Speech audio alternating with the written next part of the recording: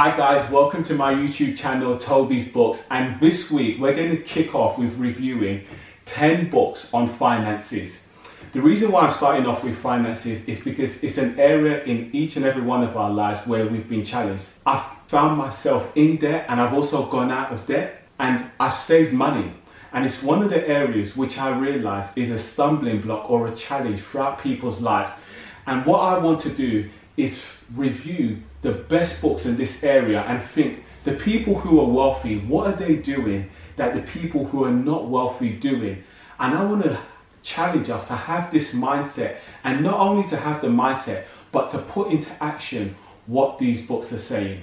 The first book we're going to review is the book Rich Dad, Poor Dad by Robert Kiyosaki. This is one of my favorite books, and if you've not read it, you need to go out there and get it. It will revolutionize your thinking about what is possible. There are many points he makes, but I want to pick up on 3 points that Robert Kiyosaki makes. Now, I'm not sure where you are in terms of your finances, but you will be in the same place next year, the year after, in 5 years from now, if you do the same thing that you've always done in your finances.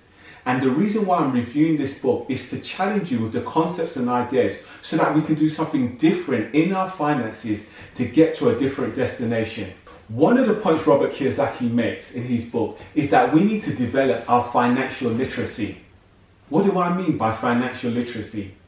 Well, in the book Rich Dad, Poor Dad, Robert Kiyosaki contrasts his rich father versus his biological father, which he calls his poor dad. And they both had different philosophies around money. And that was as a result of the different books they read and also their association. And in the book, he says that in order to move to a different place in our finances, we need to have a deeper understanding about how money works, not only how to get money, but how to retain money. There are many people who have amassed millions and millions of pounds, but some of these people have lost their money. Why? Because they didn't have the skill of keeping that money. And so your financial literacy starts when you start reading books on finances and start thinking the same way that these people think. Second point, the rich do not work for money, they make money work for them. In his book, Rich Dad, Poor Dad, Robert Kiyosaki says that the rich make their money work for them, whilst the poor and the middle class work for money. How does that happen? It simply happens because the poor and the middle class have jobs. And what happens is they get a paycheck at the end of the month. If you're middle class, he says that mainly these people spend a lot of their money. So they are unable to amass more money. Because when they get a better job, instead of saving that money or investing the money, they use that money to buy a bigger house. Whilst the poor, well, they have no clue how to manage their money. Whilst the rich, instead of spending their money, they invest their money in property, in businesses, in stocks and shares, maybe trying an internet business. They think, how can I make more money? How can I put my money to work for me? So sometimes these people are sleeping and they're making more and more money. They're not necessarily spending their money, but they're making more money and they're investing their money. And that's one of the skills I want to challenge you with.